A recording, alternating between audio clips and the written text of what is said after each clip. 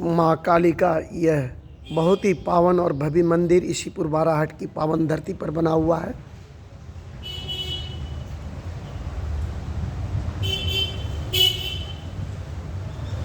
यहाँ प्रत्येक दिन प्रातःकालीन 8 बजे से लेकर के 9 बजे तक शिव पुराण की कथा का पाठ किया जाता है।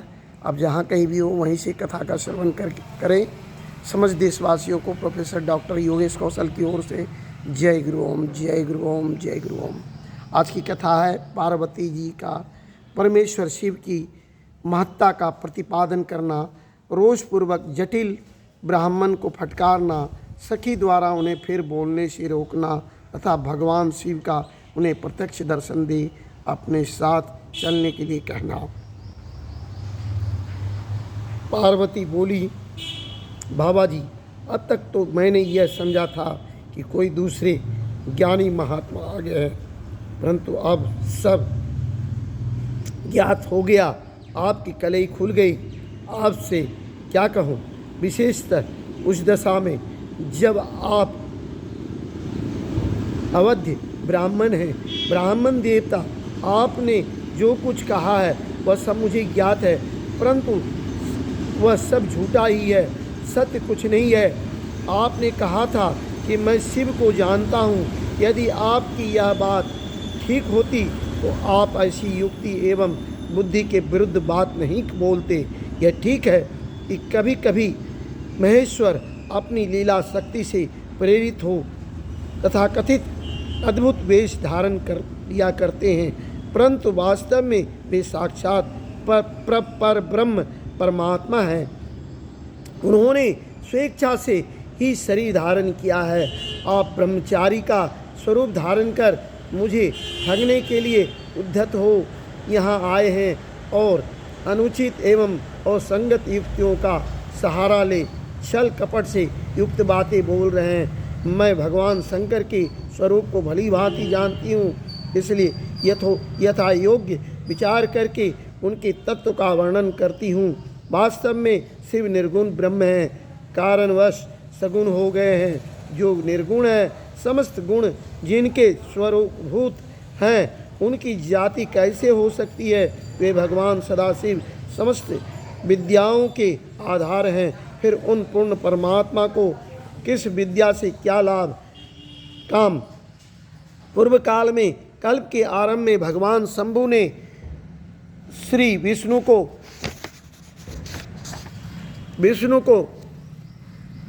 उच्च वास रूप से संपूर्ण वेद प्रदान किए थे, अतः उनके समान उत्तम प्रभु दूसरा कौन है जो सबके आदि कारण है? उनकी अवस्था अथवा आयु का माप तौल कैसे हो सकता है? प्रकृति उन्हीं से उत्पन्न हुई है, फिर उनकी शक्ति का दूसरा क्या कारण हो सकता है? जो लोग सदा प्रेम पूर्वक शक्ति के स्वामी भगवान शंकर का भजन करते हैं, उन्हें भगवान शंभु प्रभु शक्ति, उत्साह शक्ति और मंत्र शक्ति, ये तीनों अक्षय शक्तियाँ प्रदान करते हैं।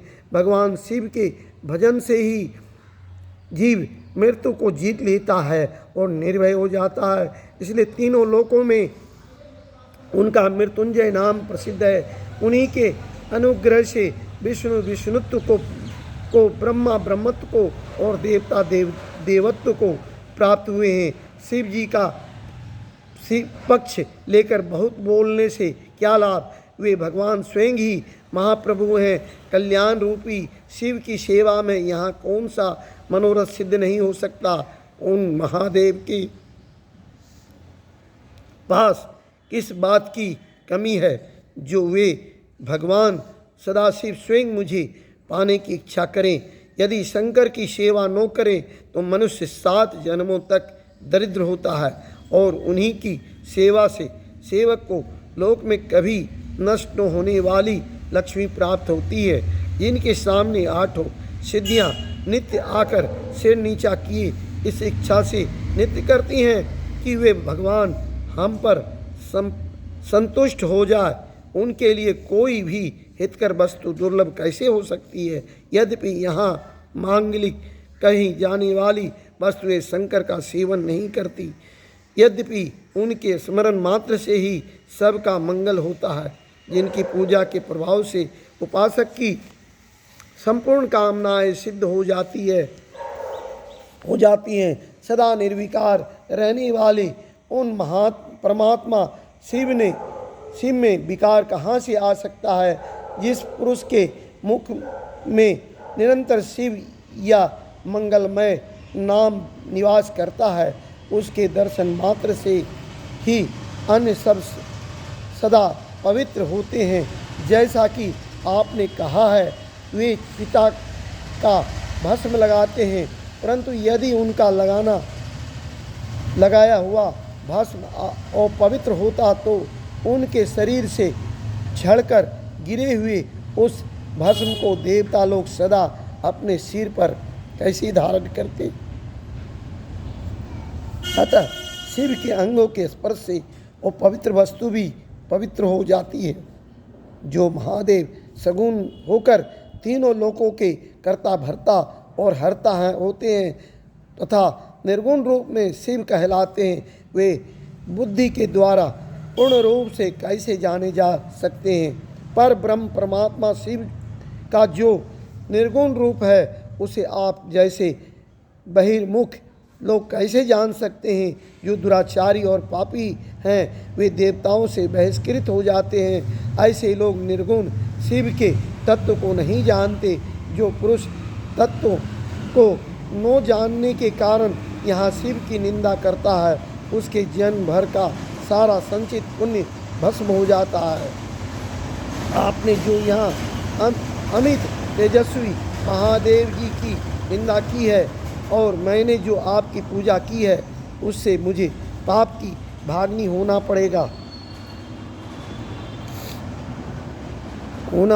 पड़ा है। शिवद्रोही को देखकर वस्त्र सहित स्नान करना चाहिए। शिवद्रोही का दर्शन हो जाने पर प्रायश्चित करना चाहिए। इतना कहकर पार्वती जी उस ब्राह्मण पर अधिक रुष्ट होकर बोली, अरे रे दुष्ट, तूने कहा था कि मैं शंकर को जानता हूँ, परंतु निश्चय ही तूने उसे सनातन शिव को नहीं जाना है।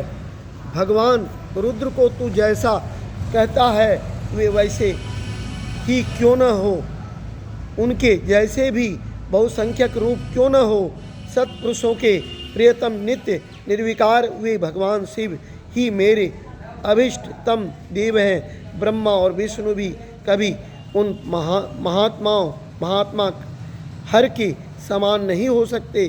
फिर दूसरे देवताओं की तो बात ही क्या है, क्योंकि वे सदैव काल के अधीन हैं। इस प्रकार अपनी शुद्ध बुद्धि से तत्वत्व विचार कर मैं शिव के लिए वन में आकर बड़ी भारी तपस्या कर रही हूँ। वे भक्त वत्सल सर्वेश्वर शिव ही हम सबके परमेश्वर हैं। दीनों पर अनुग्रह करने वाले उन महादेव को ही प्राप्त करने की एक मेरी इच्छा है। ब्रह्मा जी कहते हैं, नारद ऐसा कहकर गिरिराज नंदिनी गिरिजा चुप हो गई और निर्विकार चित्त से भगवान शिव का ध्यान करने लगी। देवी की बात सुनकर वह ब्रह्मचारी ब्राह्मण जो ही कुछ फिर कहने के लिए उद्धत हुआ, क्यों ही शिव ने आसक्त चित्त होने के कारण उनकी निंदा सुनने से विमुख हुई। पार्वती अपनी सखी विजया से शीघ्र बोली। पार्वती ने कहा, सखी इस अधम ब्राह्मण को यत्नपूर्वक रोको, यह फिर कुछ कहना चाहता है। यह केवल शिव की निंदा ही करेगा। जो शिव की निंदा करता है, केवल उसी को पाप नहीं लगता, जो उस निंदा को सुनता है वह भी यहाँ पाप का भागी होता है। नो केवलम भवेत पापम निंदा कर्तुः शिवस्य ही यो वह शृणोति तन्निनंदा पाप भाग सो भवे दीह। भगवान शिव के उपासक को चाहिए कि वे शिव की निंदा करने वाले का सर्वथा वध करें। यदि वह ब्राह्मण हो तो उसे अवश्य ही त्याग दे और स्वयं उस निंदा के स्थान से शीघ्र दूर चले जाए। यह दुष्ट ब्राह्मण फिर शिव की निंदा करेगा।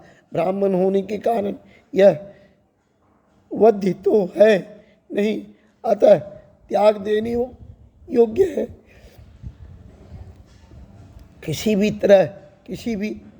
किसी तरह भी इसका मुंह नहीं देखना चाहिए। इस स्थान को छोड़कर हम लोग आज ही किसी दूसरे स्थान में शीघ्र चली चलें, जिससे फिर इस अज्ञानी के साथ बात करने का अवसर न मिले। ब्रह्मा जी कहते हैं, नारद ऐसा कहकर उमा ने जो ही अन्यत्र जाने के लिए पैर उठाया, त्यों ही भगवान शिव ने अपने साक्षात स्वरूप से प्रकट हो प्रिया पार्वती का हाथ पकड़ लिया। शिवा जैसे स्वरूप का ध्यान करती थी, वैसा ही सुंदर रूप धारण करके शिव ने उन्हें दर्शन दिया। पार्वती ने लज्जावश अपना मुंह नीचे की ओर कर लिया। तब भगवान शिव उनसे बोले, प्रिय, मुझे छोड़कर कहाँ जाओगी? अब मैं फिर कभी तुम्हारा त्याग नहीं करूँगा। मैं प्रसन्न हूँ, वर मांगो, मुझे तुम्हारे लिए कुछ भी अदेय नहीं है। देवी, आज से मैं तपस्या की मोल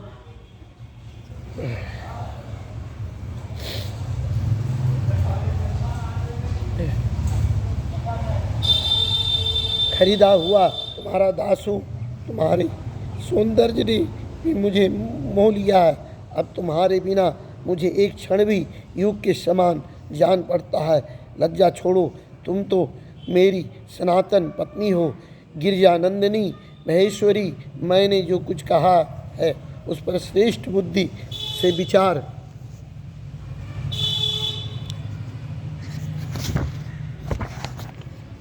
करो। सुस्थिर चित्त वाली पार्वती, मैंने नाना प्रकार से तुम्हारी बारंबार परीक्षा ली है। लोक लीला का अनुसरण करने वाले मुझे स्वजन के अपराध को क्षमा कर दो।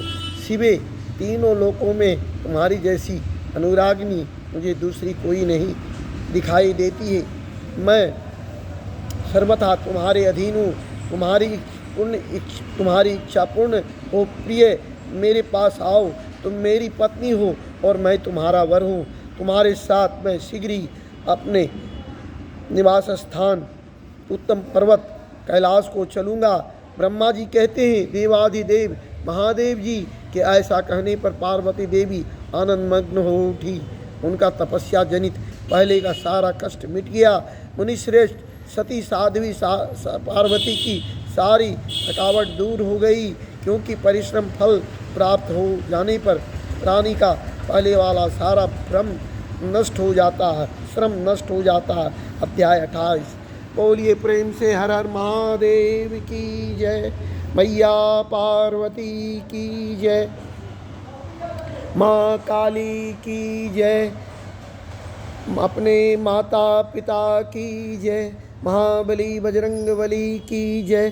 सनातन धर्म की जय। जय गुरु ओम, जय गुरु ओम, जय गुरु ओम।